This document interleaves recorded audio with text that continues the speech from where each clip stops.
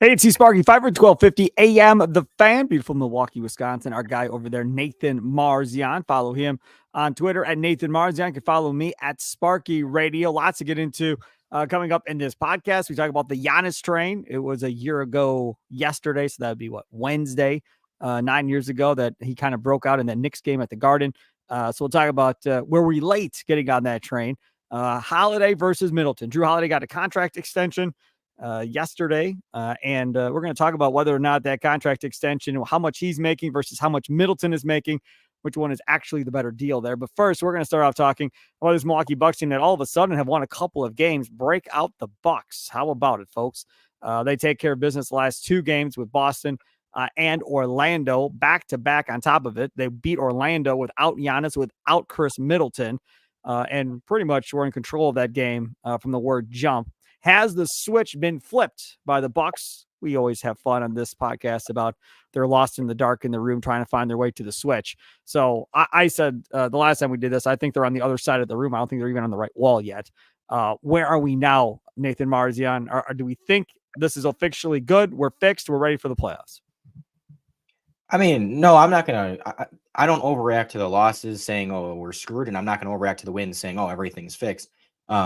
I think it's good that they got off the mat a little bit and showed their fight. They showed they're not quitting on this season. They're not like they still have confidence in this season. They still feel good. They had talked about that after the Knicks loss. In the quotes, Damian Lillard said, I know it sounds strange. We just lost 4 in a row, 3 of them to bad teams, but I still feel good. Like I still look around this locker room. I feel like, it's still good vibes. I still feel good about this team and this season. And we've seen it the last 2 games. We've seen them come out with energy. We've seen them come out and look good and really dominate 2 games beginning to end.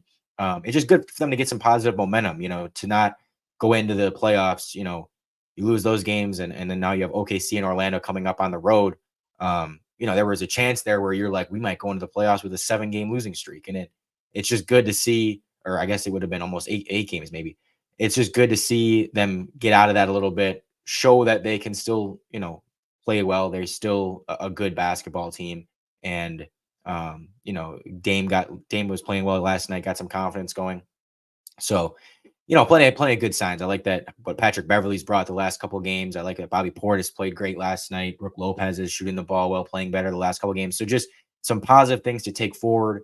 And again, the main thing just being like they're showing that, hey, they're not lying down. They're not quitting on this season. They still definitely have belief in this team and hope for this season. Do you like the lineup switch that Doc Rivers attempted to do for one game, and then the second game, Malik Beasley got right back in that lineup because Middleton and Giannis were out? But do you like the idea of Malik Beasley coming off the bench in the playoffs with Patrick Beverley starting next to Damian Lillard? I mean, it depends. Like, I do like obviously you want the defense.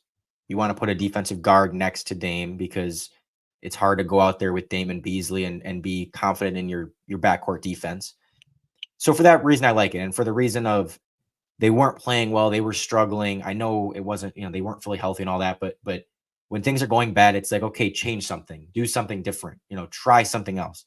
And I like that they did that. I like that they tried to change up the lineup a little bit. That's been something that people have contemplated all season is like, okay, the obvious, if you're going to change anyone in the starting lineup, really the only guy you're going to change is Beasley.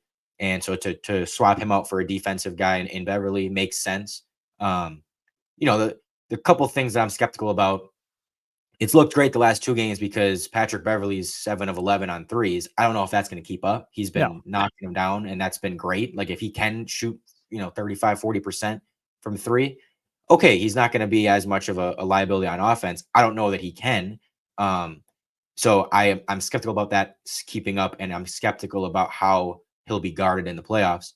And the other thing is, I mean, statistically, the Bucks, since they got Beverly, I know, and again, I mean, stats aren't everything, but they haven't been great when Beverly's on the court, and they have been really good when Malik Beasley's been on the court this season. And their starting lineup really wasn't ever the problem. Like when they had their starters on the court, they were always really good, and that's been the best 5-man unit in the league this year, statistically. So I didn't look at that and say, oh, they really need to break up this 5-man unit. They really need to I mean, I get why they did it, but that to me wasn't like the main issue.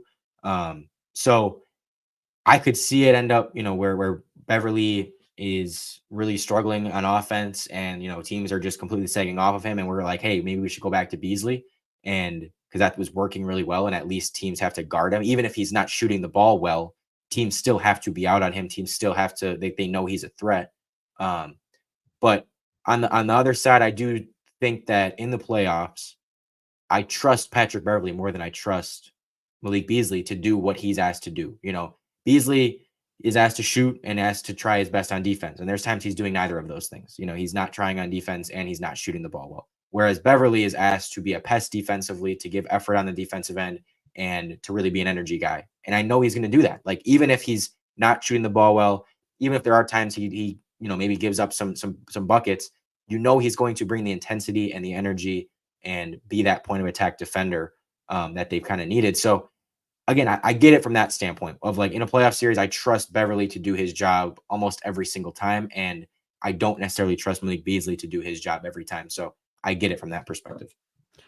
What about from the perspective of having some offense off that bench besides Bobby Portis? Because Beasley, when on, can be a bolt of energy offensively.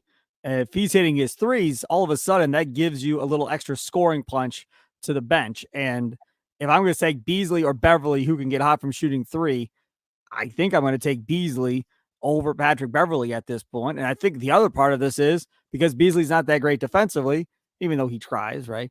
Damian Lillard's not that great defensively either. He also tries. And I think Doc Rivers just said, we can't have two guards out here that neither one can be, play above average defense. We have to have somebody out here that can defend. We don't need, or we shouldn't need, more offense from that fifth spot in this lineup. You should have more than enough offense between Middleton, Giannis, Lillard, and Brook Lopez. That fifth guy should not have to be a guy that scores, which is something else, which was talked about in the past, which was, does Andre Jackson find his way into a lineup with these guys if he's playing really good defense at this point? And Doc has said that he is playing really good defense, but still doesn't play him. So it would make sense for Patrick Beverly to be out there for his defense, not really care about offense. And then if you're Doc, you just hope that Beasley pays this off and makes you look good a couple of times in a series where he comes in and gives you some offense, a couple of threes off the bench, and gets you going a little bit. Because outside of Bobby Portis, you got nothing coming off that bench right now, scoring-wise. Crowder tries. You get one good one of every 10 or so from Crowder. Connaughton, we'll see about playoff Pat, that Marzion likes to call him playoff Pat. Playoff Pat catches fire, then that's a totally different story. Then that bench looks even better. And if playoff Pat is shooting the ball well in the playoffs, he's going to come off the bench before Beasley, would be my guess. As you go into this, I mean, that sounds crazy right now, I understand, but that very well could happen, Nathan. Yeah, I mean, there's several guys where they could swing one way or the other, and it could be a difference in a series, and they could be an X factor. I mean, if Pat plays really well, all of a sudden that's a huge booster getting off the bench. If Bobby plays well, if Jay Crowder plays well, any of those guys, like, it doesn't have to be all of them, but just any of them, if they all of a sudden are, consistently providing you shooting, scoring, whatever, defense, I don't care what it is, all of a sudden, like, that's a boost that you didn't necessarily know you had. Because right now I think we're going into it saying, okay, we're going to have to rely on our starters. And, besides that, you don't know who's going to show up consistently. It's going to be it just feels like you're almost every game kind of spinning a wheel of, like, okay, whoever it lands on is going to be the guy that plays well tonight. We don't know who it is. We don't know, it's just one guy. Probably it's not going to be multiple. And that's kind of what you're getting out of the bench at this point. It's just kind of like Bobby will have a game, Malik Beasley will have a game, Jay Crowder might have a game, and then it's just like you don't know exactly where it's coming from. AJ Green will have a game. And so it's hard to, like, rely on anyone or totally Sharpie anyone into the rotation outside of the top five. And then I'll throw Bobby in there because he's playing well lately. But outside of those guys, it's hard to, like, put someone in 100%. They're in the playoff rotation right now because it's been so inconsistent for pretty much everyone outside of the top 4 to 5 guys. I would assume Portis, Crowder, and Connaughton are automatically in the playoff rotation because they're vets. And but do you think plays vets? When I say Sharpie them in, I'm talking about basically permanently. Like, do you think if Pat Connaughton sucks that they're playing him no matter what? I mean, I think that because he provides what Beverly provides, right? He provides energy, provides good effort on defense, provides athleticism for a guy to get down the court when the rest of your old trotters are trying to get down court still. I think he gets on the floor because of energy and effort. That's how he plays, especially if this team, for whatever reason, and it better not be a reason, but if they're lacking energy in games and Doc's feeling it in different quarters, even if he's not shooting well, he's going to get out there because one highlight lob to Connaughton or one fast break dunk or something like that can change momentum with Connaughton on the floor. And again, he's guys with Lillard. I mean, there's all these connections. He's a glue guy in that locker room. I would be really surprised if he benched Connaughton at any point where Connaughton didn't play in a game. I just think he's definitely, I think Portis is definitely in. Connaughton's definitely in. Crowder might be the outlier, but again, he's a vet. So I would be shocked if Doc Rivers doesn't play him. Now, could I see games where AJ Green doesn't play? Absolutely. I could definitely see games where AJ Green does not play. Could I see games where Malik Beasley doesn't get on the floor? I think I can. If Connaughton's shooting well, Malik Beasley may sit out a game and not play if Connaughton's shooting the three ball well in a game, Nathan. I think Beasley and AJ Green are the two most likely to miss a game here or there and not get minutes, or maybe get 2 minutes and then they're back on the bench, right? Not significant time. I would say those are my two that I think are in the most jeopardy of not playing significant time in a playoff series. You said Beasley and who else? AJ Green.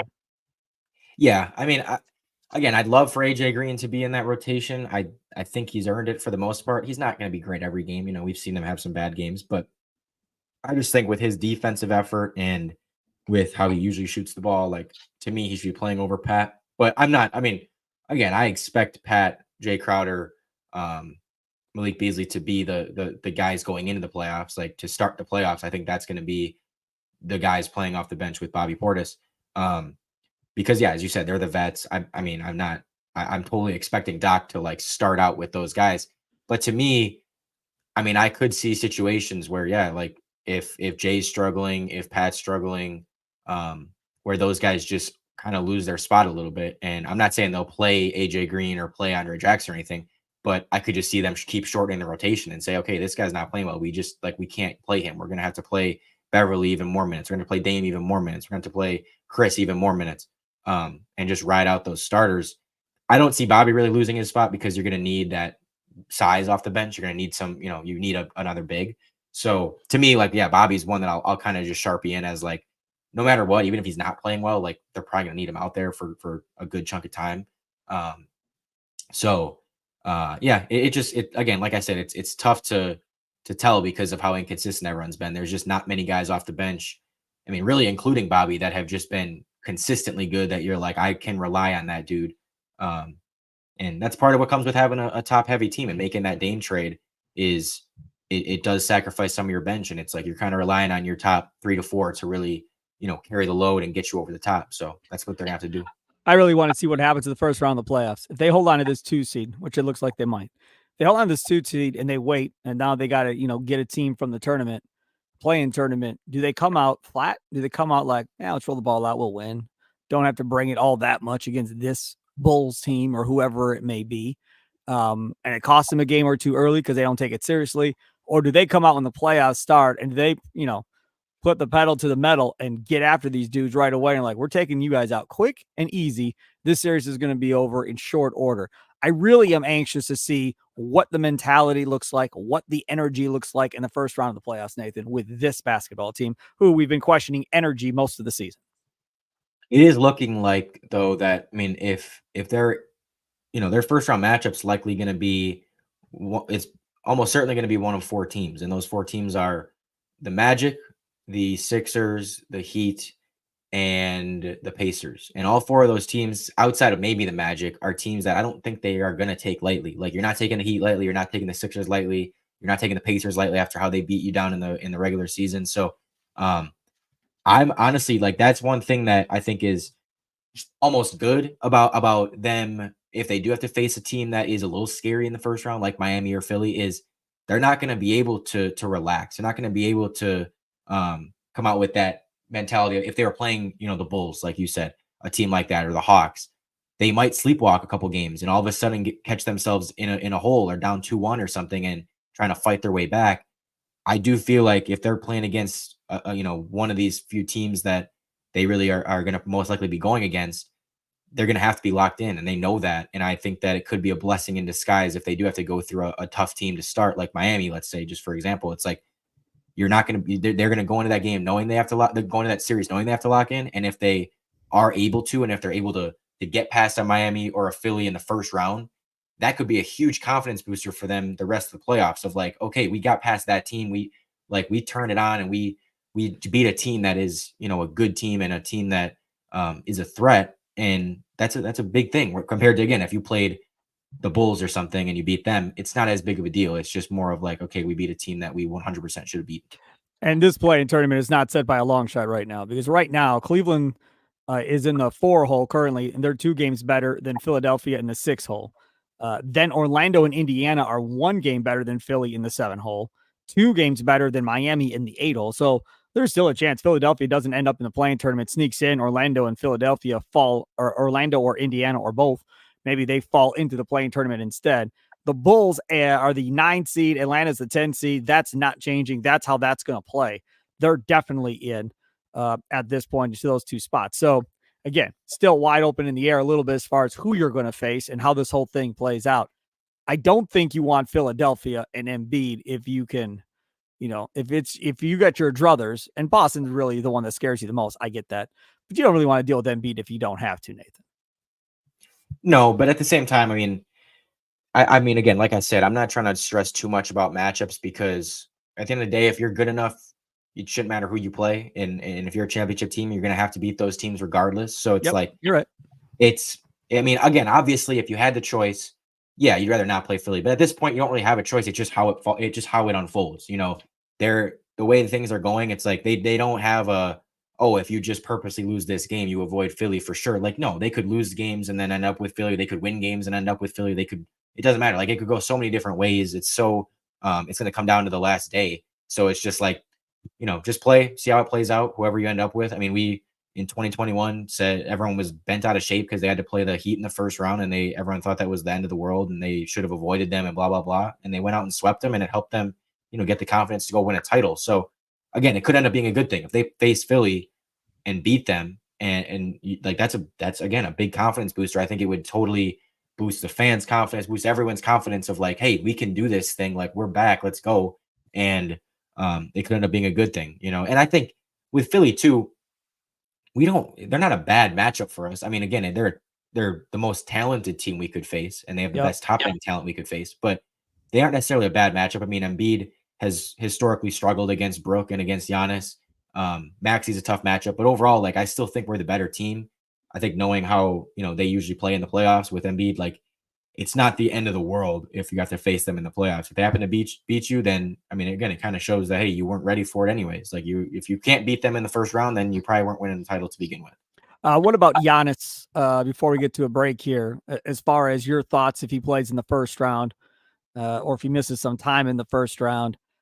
Lillard had the same injury apparently last year at the end of November, early December, and he missed like 7 to 10 days. It was something in that area. It was in the Milwaukee Journal-Sentinel. Jim Ozarski had a great article on that. And he was back relatively quickly. So if it plays to the same timeline, that means, Giannis would be able to come back by next weekend, which maybe he misses a game or 2, maybe at the beginning of a series in the first round. If you're the Bucks, are you worried that that's going to be a huge problem for you in the first round? Or are you feeling confident that even if you don't have Giannis, regardless of who you get, you should still be in good shape to win a series? I don't agree that if you don't have Giannis, you'll be in good shape. Because we've seen how I know they've been fine when Giannis has been out and Dame's been in. Like, Dame's been able to carry the load pretty well when he doesn't have Giannis, because he just better than the other way. When Dame is out and Giannis is in, they're not nearly as good. Yeah, because you don't have a point guard. And so all of a sudden you're left without any, again, a lot of times it's just been, you don't have much perimeter shot creation. Whereas when Giannis is out, Dame just kind of goes back to what he was in Portland. And, he just plays completely free and can do whatever, it's just different. But I still just think, like, if you had to face the only team that I'd think, okay, you can possibly still win this or have a good chance of still winning this without Giannis in the first round would be the Magic. But if you're facing, again, Indy, a big reason a big reason why I would still feel confident against Indy is they struggle defending the paint. And so you're like, they can't really defend Giannis. So if the Bucks don't have Giannis, that's a big deal. So, I think Indy, Philly, Miami, if you had to face any of those teams without Giannis, yeah, I'd definitely be worried. But to me, I think he should be back by the playoffs, or at least very, very early in the playoffs, within one of the first few games. So, and that's what it sounds like. Chris Haynes reported today that he's like, the Bucks are optimistic he can be back for game one. And knowing how he's been with injuries in his career and how he's come back from them and healed very quickly, I'm not super concerned that he'll be missing a ton of time. Okay, what about this? I don't know if you saw what Stephen A. Smith said the other day. I hadn't put 2 and 2 together. I don't know if it's the exact same injury because, as Ozarski put in the Journal Sentinel, there's 2 different type of calf strains. So I'm not sure which one Durant had, but he points out that back when Durant was in Golden State, he was suffering with a calf strain, came back to play, and that's when the Achilles went on him. And Stephen A. Smith's point is you got to be very, very careful here if you're the Bucks to make sure something similar to that doesn't happen if you bring him back too soon. I think that makes a lot of sense, providing the Durant calf strain was the same type of deal as what Giannis has now or what Lillard had last year. And I'm not quite sure what the exact form of that calf strain was for Durant, but that's something to consider too. Yeah, I mean, no matter what happens, I'll trust that the Bucks are being smart about it. If he doesn't play, it'll be like, okay, he clearly wasn't ready. And if he does play, I'm going to trust that, hey, he clearly was ready. I don't think they're going to put him out there if he's only 60% and they're jeopardizing his entire career. I don't think that would happen.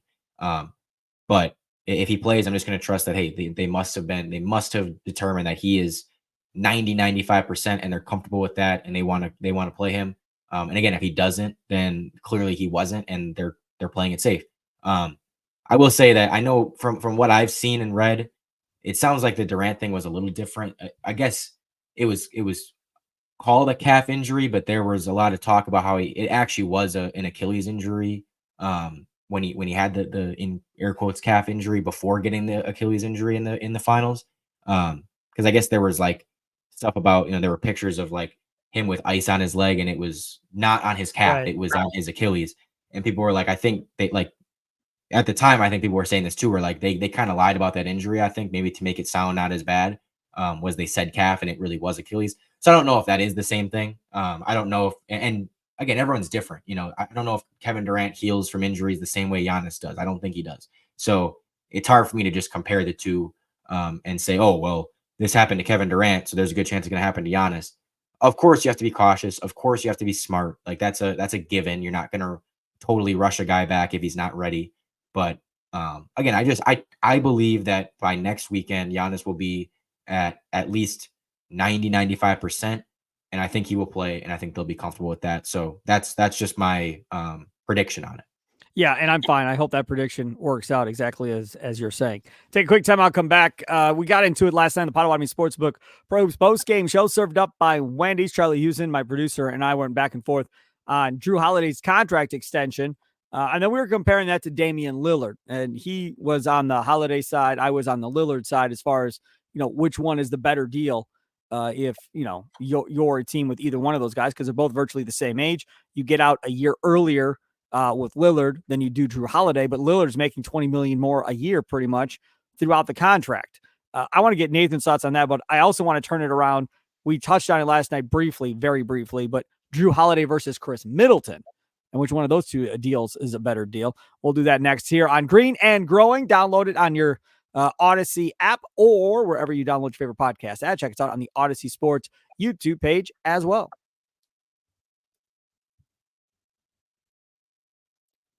Hey, it's Sparky, Fifer, 1250 a.m. The Fan, coming up on Monday. Brand new show, a daily show. The first local daily show added back to the Fan since August of 22, and that is Wisconsin Sports Daily.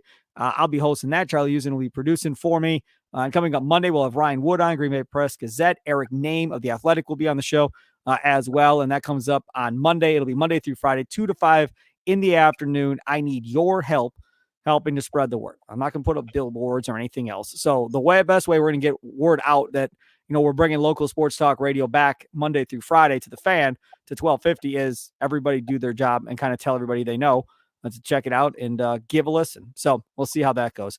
Nathan Marzion, follow him on Twitter at Nathan Marzion. Follow me at Sparky Radio. Talking about contracts last night. Your thoughts on the Drew Holiday extension where he's making $30 to $35 million over the next several years for the Boston Celtics, even though he's like their fourth or fifth scoring option on that team, Nathan? I mean, it's probably gonna end up being an overpay in the last couple of years, as most contracts are for big players and big max contracts. But I still get it. I still get why the Celtics did it. You're trying to keep a guy that is a good defender, and we're at risk of losing. So again, we all know he's a good player. Like Drew's very good, but to me, um, you know, I don't think at age he's about to be what 34, and so that's a 4-year extension. It's like at age 37, is he going to be worth $30 million? I don't think so. I don't think he'll be Like $35 million at age 37. yeah, $35 million. Like no, but again, I mean, you, he could be traded by then. Different things could happen by then. That maybe it's just whatever. Like I think that for the Celtics, you understand it, and for Drew, I'm happy for Drew that he gets another contract. I love Drew. I'll always think of him as a Bucks legend, so it's good for him. But it's obviously not a deal that you're like, oh wow, that's a huge steal for Boston or anything. Like it's another one of those contracts where you kind of have to pay a little bit more than the guy's probably worth in order to keep him. Otherwise, he's going to be gone. So this was brought up in Gilbert Arenas' podcast the other day. I saw it on social media. And again, I mean, remember who's on this podcast, right? It's Rasheed Wallace, Kenyon Martin, Gilbert Arenas. I mean, clearly all three of those guys never had any issues in the NBA. And then Brandon Jennings, who talked, about what they were talking about, but they didn't include that in a clip on social media. So I'm not sure what he said.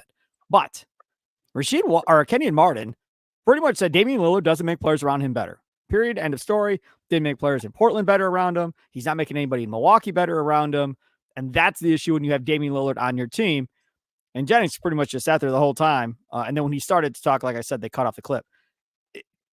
When we were talking about this last night on the postgame show, Charlie, using my producer, made the point of Holiday makes players better around him because of what he provides defensively. And he says the reason Brook Lopez isn't as good as Brook Lopez has been in the past is because he doesn't have a really good guard defending up on top. And that has hurt Brook Lopez. It's hurt Giannis defensively as well. So Holiday makes guys around him better in that way. Maybe not offensively, but defensively, he makes players around him better. Damian Lillard, does he make players around him better, considering you're paying this guy $50+ million a year? Is Giannis not having the best season of his career? Yes. Is Giannis not shooting 61% after every other year shooting 56? Yes.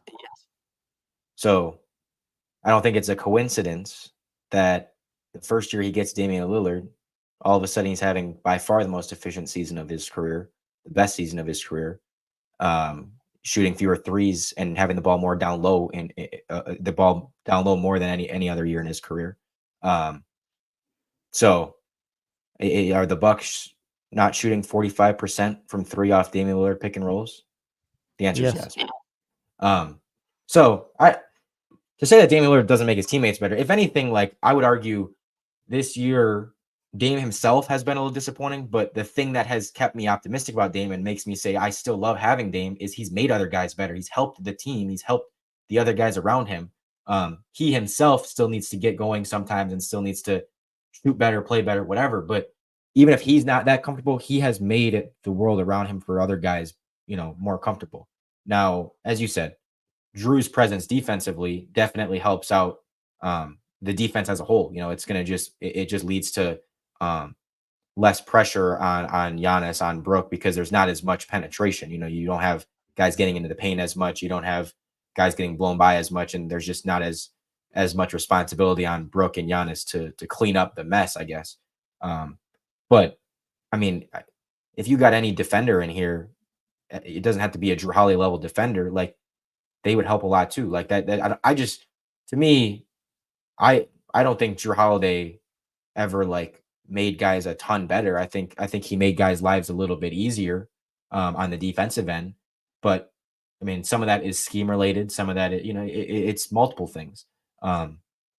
And so to me, the amount that Dame has made guys better on the offensive end far exceeds the amount that Drew made guys better on the defensive end. I mean, we still had it. It's not like, I know if you look at, okay, defensive player of the year conversations and all that. Yeah, Brook seems like he was such a better defender in other years because he's not going to be a defensive player of the year conversation guy this year, and he was in the past. But it's not like Brook has fallen off a cliff on defense this year. Like, he's played fine defense. It's just that he's been in a little bit worse position and he's had to do a little bit more because, again, Drew Holiday's not there. That perimeter defender is not there. It could be pretty much anyone. They just don't have a perimeter defender. So, but again, when you look at what Dame has done as far as creating good looks for guys, again, just being able to handle the ball on the top of the key and not make Giannis do that has been huge in just helping Giannis stay where Giannis is meant to be, which is down low, which is in the post, which is around the rim. And it's helped Giannis have his best season ever. And that, like, I'm kind of shocked that someone would say that Dame doesn't make players around him better when he literally came here and made arguably the best player in the world even better. So, yeah. So, okay. So I'll help a little bit, because I think we start talking to these old school guys.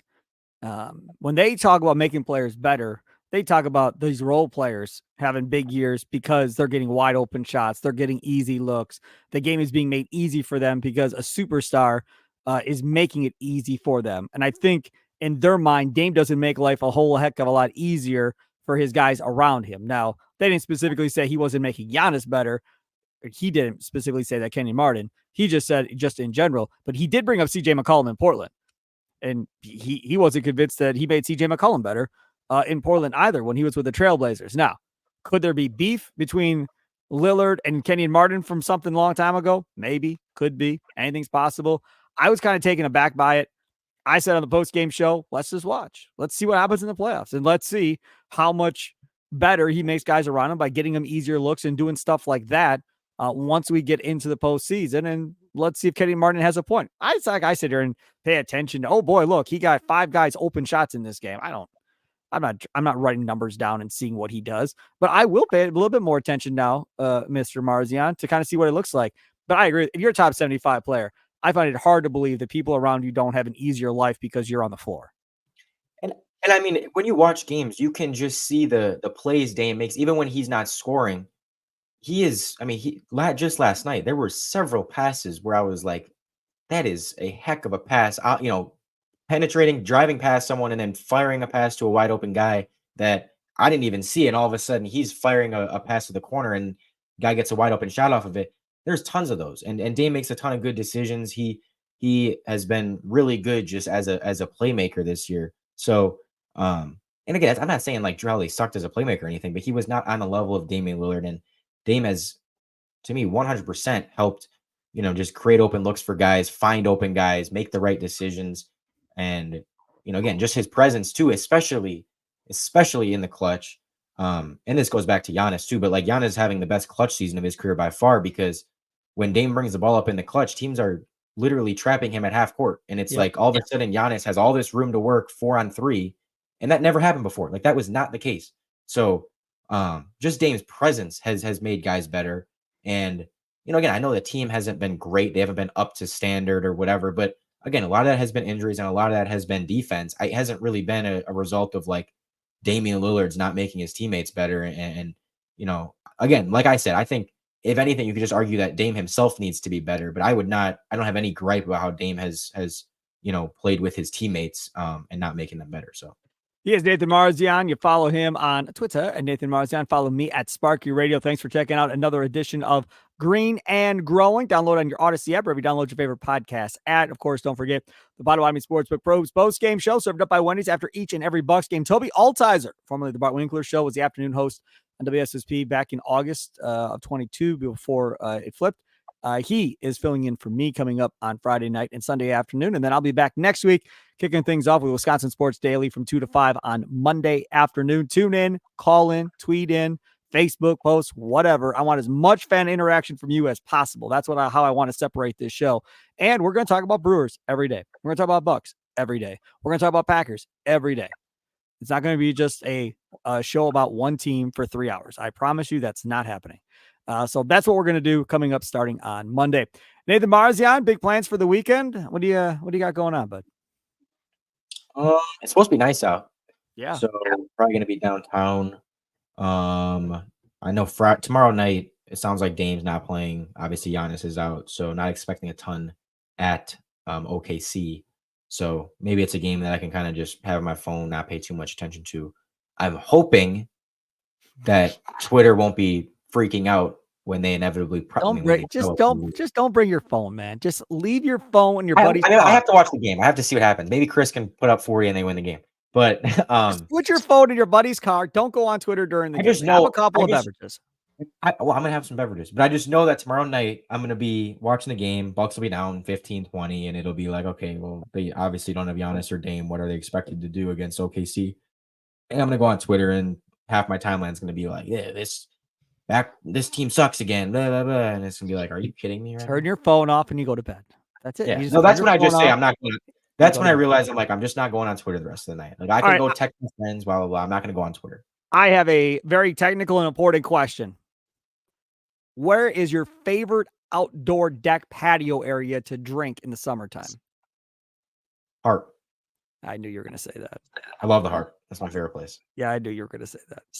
If I could have guessed anywhere in Milwaukee, I was like, it's definitely going to where all the bars are. So I bet you money it's the Harp. And that is a cool place. I'm nothing against the Harp, but that is a very popular, trendy pick for outside on the water there. It is a cool place indeed.